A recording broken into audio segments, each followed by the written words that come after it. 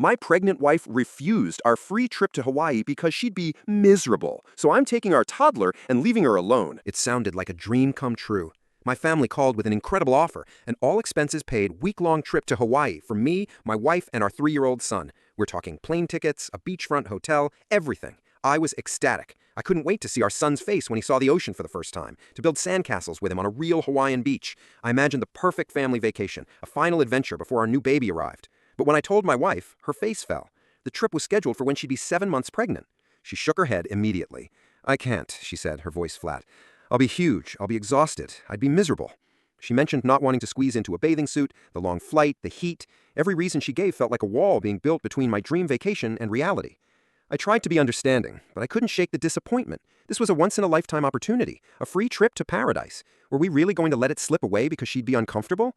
That felt unfair, not just to me, but to our son. He's 3 years old. He's never even seen the ocean. So I came up with what I thought was the perfect solution, a brilliant compromise. "Okay," I told her gently, "that's fine. If you want to stay home and relax, you should. I'll take our son. You'll get the whole house to yourself for a week of peace and quiet, and he and I will still get to go."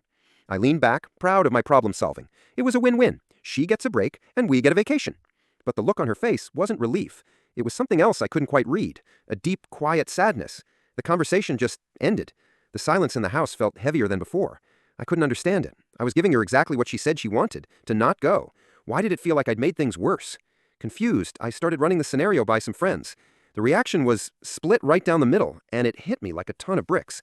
One friend told me, "Are you kidding? You're doing this for yourself. Your son is 3. He won't remember Hawaii. You could take him to a local lake and it would be the same for him. You're really going to leave your heavily pregnant wife alone?" Another one pointed out the obvious thing I'd completely ignored. What if she goes into early labor? Doctors don't even like you flying that late in a pregnancy for a reason.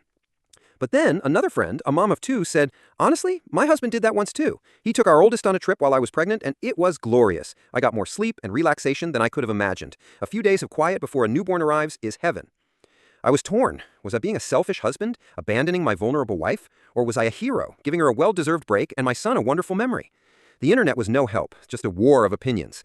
The more I thought about it, the more I realized I was focusing on the wrong thing.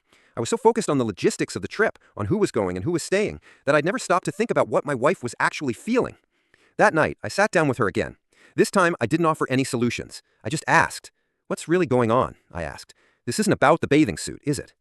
Her eyes filled with tears. She finally told me. It wasn't about being miserable in the heat or feeling self-conscious.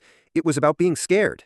She was scared of me being thousands of miles away on the other side of an ocean so close to the 3rd trimester. She was scared of something going wrong and having to face it alone. She was scared of being by herself while her body was changing so rapidly. She wasn't trying to deny me a vacation. She was trying to tell me, in the only way she knew how, that she needed her partner. That as we got ready to bring another life into the world, she just needed me there, with her. It hit me then. The trip to Hawaii wasn't the rare opportunity. The real opportunity was being present for my wife when she needed me most. So I called my family and politely declined the tickets. We're not going to Hawaii. We're staying home, together. And as I hold my wife's hand, feeling our baby kick, I know I'm exactly where I'm supposed to be.